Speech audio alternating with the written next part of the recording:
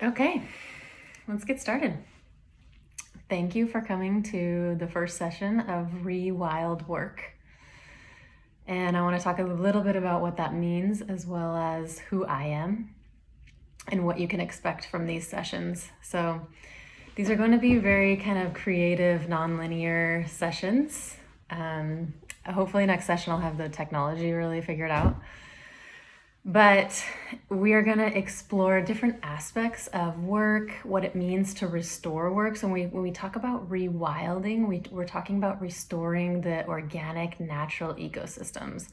And I'm really focusing on inner ecosystems and outer ecosystems, and particularly the workplace ecosystem in which we live. So how can we rewild it? How can we make it fresh and new and organic and natural and feminine and masculine and balanced? Because right now, I think we can all agree that it isn't that way. So a little bit about me. I'm Brittany Van Matra, and for many years I actually pronounced my last name Van Meter. And so that's how my family actually pronounces it, but it's actually Van Matra because I lived in Europe for many years, and I am married to a Belgian guy, and my ancestral roots are in Scandinavia and Netherlands and Sweden. And so that's how you pronounce my name. And I'm really passionate about getting the most out of life, like what are we here for? What's our purpose here? And that's one of my big callings, is to help people find their purpose. And so we're going to be exploring that a little bit today. As a side, I'm a former director of workplace strategy at Nike. So I have a long corporate career, have really been in and out of the corporate system for a long time. I know a lot about it. I know a lot about how teams work. I know a lot about leading. I know a lot about leadership. And I know like kind of the ins and outs of how it does and doesn't work. And that has led me on a journey to pursue a teaching certification and coaching certification in a program called Search Inside Yourself. So that really was kind of my first intro into what does it mean to be a mindful leader at work. And so that was kind of it. That was in 2016. And then after that, I've just been exploring the experience space. So first in consumer experience, and now in workplace strategy and experience. So really looking at what is the human experience at work and in these different ecosystems that we're a part of. What is our inner experience? What is our outer experience? How do we relate to others? So this is really a part of my purpose. So I'll tell you more about this as we go on week by week, more about myself and how I think and who I am, but that's just like a little bit of background. And then a little bit about what we're going to be going into today. So I'm studying this area of psychology called eco-psychology. And it is the combination of ecos, which means home, and psyche, psychology, the root word of psychology, psyche, which means soul. And so it's really the study, it's the story of the soul of home. And so I really am fascinated with that, as well as it relates to work, as it relates to life experience, as it relates to purpose. And so I actually want to take this in the direction of a book. So I posted about this on LinkedIn in a video a while ago, but the book is called The Soul's Code, and it's written by a Jungian analyst called James Hillman. And he has a fascinating way of looking at how we cultivate our purpose. Because I think if we're all living our purpose and we're all really following our heart's calling and we're living what is wanting to come forth in us, then we're going to have healthy ecosystems. We're going to have healthy workplaces because we are going to be healthy ourselves. So he has this theory called the acorn theory. And it's this idea that within each of us is an acorn. And the acorn has the power and the ability to become the oak tree if given the right circumstances to thrive. And it knows what it is. The acorn knows what it is. And so within each of us, we know what we are destined to be. We know what we came here to be. And we each have the acorn. We each have this larger destiny. And so what is the acorn actually? So it's an image, it's a fate, it's a character, it's a calling, it's a soul, it's a destiny. So it's all of these things. It's really like the seed of potential. And he says that we cannot fully know it, actually. It remains shadowy. It's revealing itself mainly in hints and intuitions and whispers and these sudden urges that really pour forth. These urges, these kind of oddities, these things that make us sort of odd and different. And it can also be shown in like symptomatic responses in us. So again, it's living in the shadowy, it's revealing itself through urges, through hints, through intuition. So we cannot really know it, actually. We cannot really know what our acorn is, but we can follow the hints and the intuitions and the urges, and we can look at what makes us odd as a reframed in a new perspective. Like what makes us odd is actually special, it's actually a hint toward our calling. And so I want to talk about this story that he writes in the book. It's about Ella Fitzgerald. And Ella Fitzgerald, is the famous singer. And there was an event that happened, and this is what happened. So he says, it was amateur night at the Harlem Opera House. A skinny, awkward 16-year-old girl goes fearfully on stage. She is announced to the crowd. The next contestant is a young lady named Ella Fitzgerald. Miss Fitzgerald, here, are you going to dance for us? Hold on, what's going on? No, what's your problem, honey? Correction, folks, Miss Fitzgerald has changed her mind suddenly. She's not going to dance, she's going to sing. Ella Fitzgerald gave 3 encores and won first prize in the contest. However, she was never meant to sing. She was actually signed up for that contest on amateur night to dance. So was it a chance that suddenly changed her mind? Did a singing gene just suddenly kick in? Or might that moment have been an annunciation calling Ella Fitzgerald to her particular fate? Right? So this is a story. That's how the acorn kind of presents itself. And there's tons of stories in the book about that. It's like she was actually supposed to be there to dance, and she just knew it innately. She had this urge, and she's like, no, I'm just going to sing. Like, that's what I'm here to do. That's my destiny. That's what I'm supposed to do. So that can be just like a little example of how to find your purpose. Like, what are these weird urges? Like, what is something that's just like overcoming me that's like, okay, this is what I have to do. All right? But we have to listen. We have to actually listen to be able to understand what the acorn is saying, to understand what are these little hints and what is this destiny that's trying to pour forth in me. And so what is the best way to listen? What actually can we do?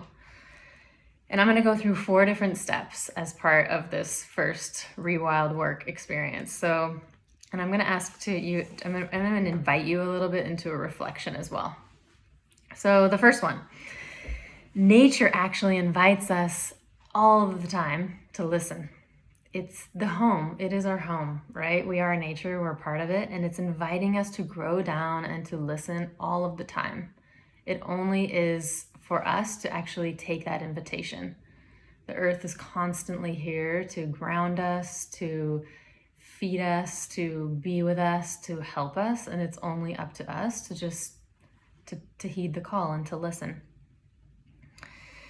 And so the earth is also in this like feminine energy too. It's doing nothing, yet everything is getting done. It's really in a receptive mode. It's not in a necessarily doing mode. You can't like plant seeds and expect them to just sprout. It's doing stuff, but it's doing things in a very receptive, easygoing way. And so I want you to think of different places on the earth that you've lived, and just think about how they've participated somehow in your story. And an example from my life is I grew up across the across like a road from a national wildlife refuge. And so this place participated in my life greatly. Like I had a deep connection with nature, like before I was even conscious of it. So it greatly participated in my life, and it's actually informing decisions in my life now. The decision to pursue eco-psychology. I'm working right now on a nature therapy application to spread nature therapy more widely. So this place in the earth actually is participating greatly in my life right now. So just think about that. What are the different places that you've lived, maybe the place that you live now? And how is this place on earth and the earth there, how is it informing your story? How is it part of this acorn and this destiny? I'm just thinking about that for a moment.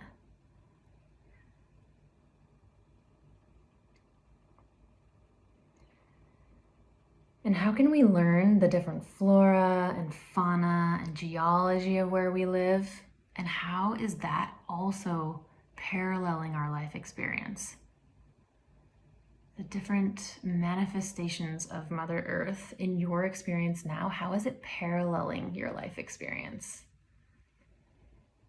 And it can even be simple things too. Like right now I have a orchid on my desk, and it was like not blooming. It was just not blooming. It seemed like it was totally dormant.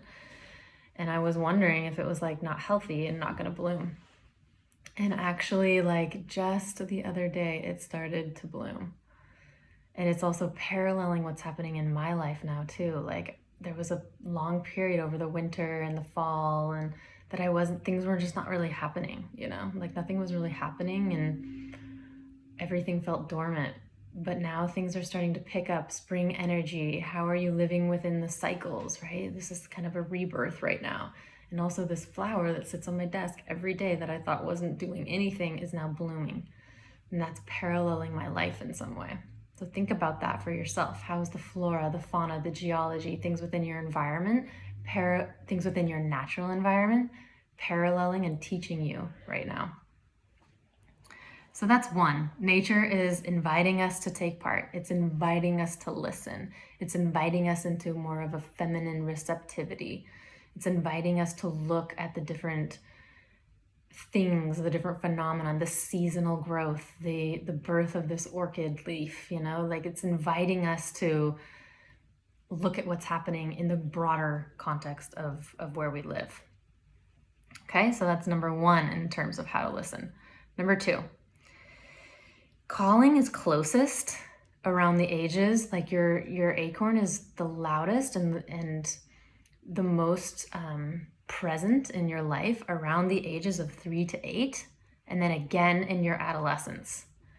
So there's less, right, when you're young like that, like there's less distraction. You're like less conditioned by society. Your acorn is more thriving, like Ella. She was young. She was a young girl. She knew that when she went on stage, she was gonna sing. She just knew it because her acorn, it's more expressive at that. It's closer to you at that moment in your life. So the second reflection now is to think about between the ages of 3 to 8 or in your adolescent period, what were you drawn to? What was happening in your life? What were your innate interests? What were you thinking about? What were you excited about? What was moving you? And just thinking about that for a moment. Ages 3 to 8, and you can journal about it too. Ages 3 to 8, what were you doing? What were you interested in? Were you a creator? Were you a builder? Were you always outside? Were you a socialite? Were you a comedian? Were you an artist? What were these things that just poured forth from you that were just natural, just a part of you, just things that you did? So just thinking about that for a moment now too. And remembering at the ages of 3 to 8, your calling is really close. And again, in your adolescence, you kind of know who you are in a way. More so, I would say, than when you grow older. Okay? So number one, nature invites us to grow down. How is the environment paralleling your life? Number 2, calling is closest in the ages of 3 to 8. And again, in adolescence. So what were you actually gravitating towards? What was easy? What came easy to you? What were you good at? What did you love? That's number 2. Number 3, who was the family that you were born into? And what was the location that you were born into? So this parallels a little bit with the nature part, but who is the family you were born into? Because oftentimes we are born into, not oftentimes, all the time, we are born into a family for a reason. Whether you get a good child or a bad child, it doesn't matter. You were born into a family for a reason. And there's something about the dynamic of your parents and your family system that is unique to your acorn. Because your acorn really picks the circumstances in which you can learn the most, that you will be able to realize your oak tree later. There's something about your family system, something about who you were parented by, and also within your environment, where you were born. Like I was born across the street from a national wildlife refuge. Something about that environment parented me and is informing me now. I was also born into a family of educators, and I love to learn. So that's a part of my acorn too. That's a part of my destiny too, to learn, to teach. Because I was born into that. It was something always infused in my environment. So thinking about the parental system that you were born into, the family system you were born into, and the location, the specific location in which you grew up. Because you were parented by everything around you. Okay? So that's number 3. And then the last one is, I have 5, so this is 4. Number 4, the acorn needs a mentor. Who is your mentor? Who has been your mentor? Who's somebody that's seen in you what you couldn't see in yourself? And you can have more than one of these. And these people they can see in you something or they can teach you something at a pivotal moment in your life that others couldn't teach you, right? Like they were your mentor. They came onto your path for a reason, and you remembered them, and they're unique to your journey. So who was the mentor? Because the acorn always needs a mentor. And so just a little bit about my mentor. When I was really young, my mom was a teacher, because I came born into a family of educators. And I was babysat one day at a very young age. I was almost in kindergarten, by one of my mom's friends who was actually very much into meditation and mindfulness. And my parents weren't. I wasn't born into that. I had to cultivate that myself through difficult experiences. But this woman was amazing. And one day I went to her house every so often to be babysat. And one day we were there, and I will never forget this. She was my first mentor. She was the acorn. She was my acorn's first mentor. And she had me smell crayons. And she was like, have you ever smelled a crayon? And really actually took in the scent of it. And I had never. I was totally unaware of any scent. I mean, I didn't really understand any of that yet. And it was the first time I actually smelled a crayon. It was a first moment of awakening. Wow, these things that I'm using all the time, they're alive in a way. I smell, scent. It was really one of the first moments of that. And she was also very into meditation, very into mindfulness, very an aware person. And she sparked that level of awareness in me. And it was something that was cultivated in that moment. And I knew somehow that was going to be a piece of my journey as well. So thinking back on your experience, and it might be an experience you're having now, who is a mentor for you? Who is somebody that is seeing in you what you cannot see in yourself yet? Or somebody who knows your innate talents. They just know it. They know something is alive in you, and they're helping nurture and bring it out. They're helping cultivate the grounds and the conditions for your oak tree to grow. So the acorn requires a mentor, number 4. And the last one, number 5, and we only have about 10 more minutes because I'm only going to do 30 minutes. Number 5 is surrendering to the process. And this is that feminine energy. And I'm not talking about male, female. I'm talking about the spectrum of masculine and feminine, yin and yang energy. And this is the yin energy. So if we cannot know our purpose, right? It's something we cannot fully know, we cannot fully grasp. We have to surrender to what it will be. And how can we do that? How can we surrender? How can we be like the earth where we're doing nothing and everything is getting done? This is a tricky one. It is a tricky one in our society and in our workplaces where masculine ideals and ways of being are what dominate. We want to live in a perpetual spring and summer. We always want to be reaping what we sow. We don't want to go into the fall and the winter, the darkness, the pregnancy of the experience. We don't want to be there. It's like it's hard. We don't want to do it. But that is what surrendering to your unique destiny and your unique purpose requires. And life requires that. So I love this quote from Alchemist. They say, in your patience is your soul. So how can you be really patient? How can you be patient with not knowing? How can you be patient with listening to the intuitions and the urges and getting to love your oddities, what makes you odd, and finding that mentor and grounding down with the earth and looking at your family system and your parents and not at what they did or didn't do for you, but how that perfect environment was cultivated for you to come into to realize your destiny and the different environments that you were a part of. These are all of the things that can help us realize our purpose in this world. Okay, so I just hope that this offers a fresh way of looking at the importance of your unique life. Your life is really important, and you do have a unique destiny that will manifest itself if you do these things, right? You listen to the intuitions, you don't try to have all of the answers. And you get in touch with your natural rhythms, with the natural rhythms of your environment and your soul.